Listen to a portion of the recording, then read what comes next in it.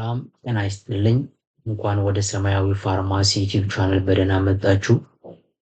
ዛሬ ስለ የቆዳ ቃጠሎ ነው የምናየው። እንግዲህ የቆዳ ቃጠሎ ብዙ ጊዜ እንግዲህ ያጋጥማል። ይህንን የሚያጋጥመው እንግዲህ በውሃ ሊሆን ይችላል፣ በጣም የፈላ ውሃ ሊሆን ይችላል፣ የጋለ ብረት፣ በተለይ ሴቶቻችን በኪችን አካባቢ በተደጋጋሚ ያጋጥማል እና በዛሬ ቪዲዮአችን ስለ ቆዳ ቃጠሎ ምንነት እናያለን። ይህ ማለት የቆዳ ቃጠሎ እንዴት ነው የሚነሳው? እንደገና ደግሞ መከላከያው ምንድነው?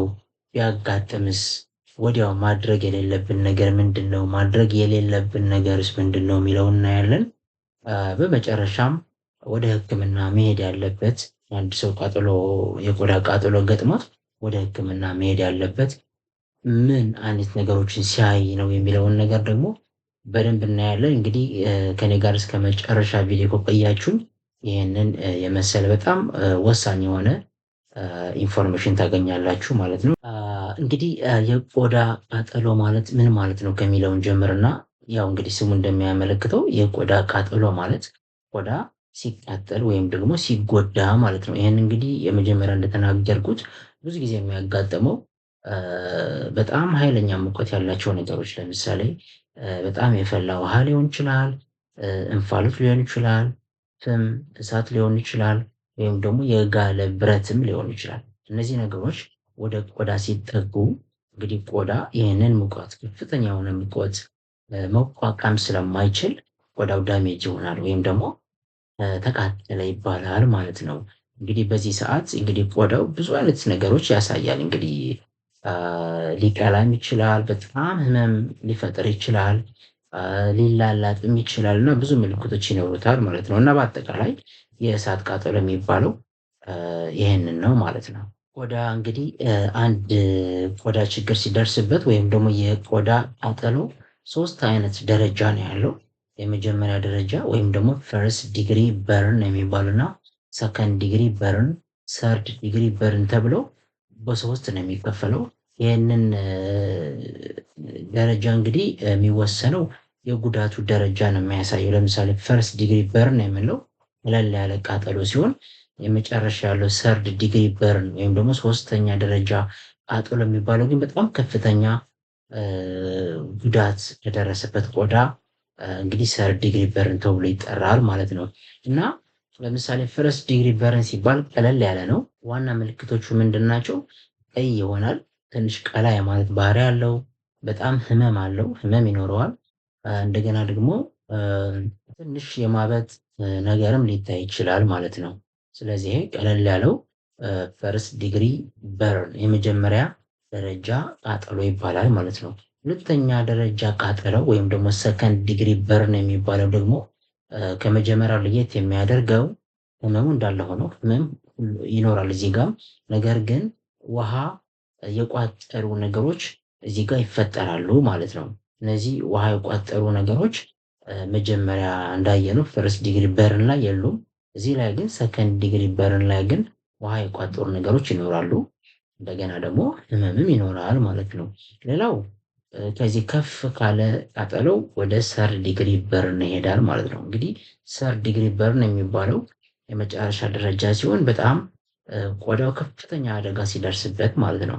እንግዲህ እዚህ ላይ በጣም ከፍተኛ አደጋ ስለሚደርስበት ጉዳቱን በጣም ጥልቅ ስለሆነ እዚህ ላይ ምንም አይነት ህመም አይኖርም። ምክንያቱም ምንም አይነት ህመም የማይኖርበት ዋና ምክንያት ምንድነው?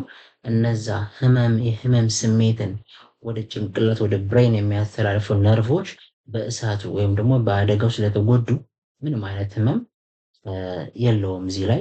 እንደገና ደግሞ ደረቅ ነው፣ ፈሳሽም የለውም፣ እርጥብ ነገርም የለውም። እንደገና ውሃ የቋጠሩ ነገሮችም እዚህ ላይ አይታዩም፣ ሰርድ ዲግሪ በርን ላይ አይታዩም። ታዲያ ጉዳቱ ወይም ደግሞ ቃጠለው ሰርድ ዲግሪ በርን ከሆነ በጣም ኢመርጀንሲ አይነት በጣም ድንገተኛ የሆነ የቃጠሎ አይነትና አስቸኳይ ሕክምና የሚያስፈልገው የቃጠሎ አይነት ነው ማለት ነው። እዚህ ላይ እንግዲህ ቤት ውስጥ ምንም አይነት ነገር ማድረግ አያስፈልግም። ቶሎ ወደ ሕክምና መሄድ ብቻ ነው የሚያስፈልገው ማለት ነው።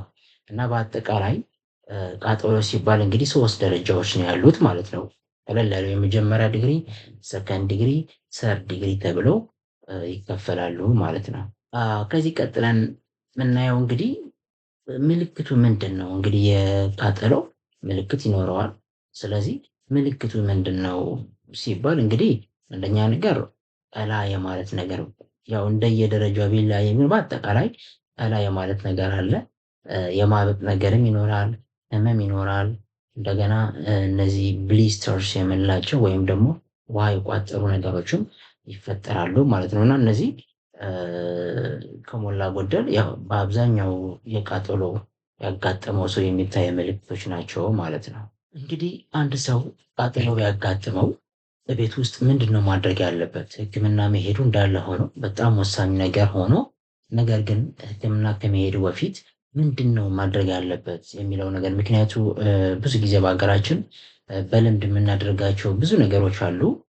ነገር ግን በህክምና የማይፈቀዱ ነገሮች ይኖራሉ። ስለዚህ አንድ ሰው አደጋ ቢያጋጥመው የቃጠሎ አደጋ ቢያጋጥመው ምንድነው ማድረግ ያለበት ሲባል የመጀመሪያው አደጋ ያጋጠመውን ሰው ከአደጋው ማስወገድ ነው ማለት ነው። ስለዚህ አደጋው ለምሳሌ እሳት ሊሆን ይችላል፣ የፈላ ውሃ ሊሆን ይችላል፣ የጋለ ብረት ሊሆን ይችላል። ስለዚህ ከነዚህ ነገሮች አደጋ ከሚፈጥሩ ነገሮች መጀመሪያ መራቅ ሲሆን ከዛ ቀጥሎ ወዲያ መደረግ ያለበት ደግሞ ውሃ ማፍሰስ ነው። ውሃን እዛ ወደ ተቃጠለበት የሰውነት ክፍል ኦር የሰውነት አካል ውሃ ለ10 እስከ 20 ደቂቃ ድረስ ውሃ በደንብ አድርጎ ማፍሰስ ማለት ነው። እዚህ ላይ ግን ውሃ ሲባል በጣም ቀዝቃዛ ውሃ መሆን የለበትም። ይሄ የቧንቧ ውሃው በጣም በቂ ስለሆነ በዛ በቧንቧ ውሃ ምክንያቱ ቅዝቃዜ በራሱ ጊዜ ቅዝቃዜ እየጨመረ ሲሄድ የአደጋው ስፋት ይቀንሰዋል ማለት ነው። ሌላ መደረግ ያለበት ነገር ታይት የሆኑ ነገሮች ማስወገድ ለምሳሌ ቀለበት ሊሆን ይችላል፣ ብራስሌትስ ሊሆኑ ይችላሉ። ብቻ ሰውነት ላይ ያሉ እዛው ቃጠሎ ያጋጠመበት ቦታ ላይ ያሉ ነገሮችን ማስወገድ ማለት ነው። ከዚህ ቀጥሎ መደረግ ያለበት ምንድነው? ቁስሉን ወይም አደጋ የደረሰበትን ቆዳ ንጹህ በሆነ ጨርቅ መሸፈን። ይህንን ሲባል ግን ጨርቁ የሚያጣብቅ መሆን የለበትም፣ በኋላ ሲነሳ ህመም ስለሚፈጥር ማለት ነው። ስለዚህ እዚህ ላይ ታዲያ መደረግ የሌለበት ነገር ምንድነው ሲባል እንግዲህ መጀመሪያ እንደተናገርኩት በተለምዶ የምናደርጋቸው ነገሮች አሉ። እነ ሊጥ ማድረግ፣ ቅቤ ማድረግ፣ የጥርስ ሳሙናዎችን ማድረግ እና እነዚህ ነገሮች አይፈቀዱም፣ ምንም ጥቅምም የላቸውም። እንደውም አንዳንዶቹ በጣም ለህመሙ ወይም ደግሞ ለጉዳቱ ሊያባብሱ ስለሚችሉ እነዚህ ነገሮች ማድረግ አይፈቀድም ወር አይቻልም ማለት ነው። እና በአጠቃላይ ስለ ቃጠሎ ይህንን ይመስላል እና ቪዲዮውን ከወደዳችሁት እና ይጠቅማል ብላችሁ ካሰባችሁት እንግዲህ ቪዲዮውን ላይክ በሉት፣ ወደ ሌላ ሰው እንዲደርስም ሼር አድርጉት።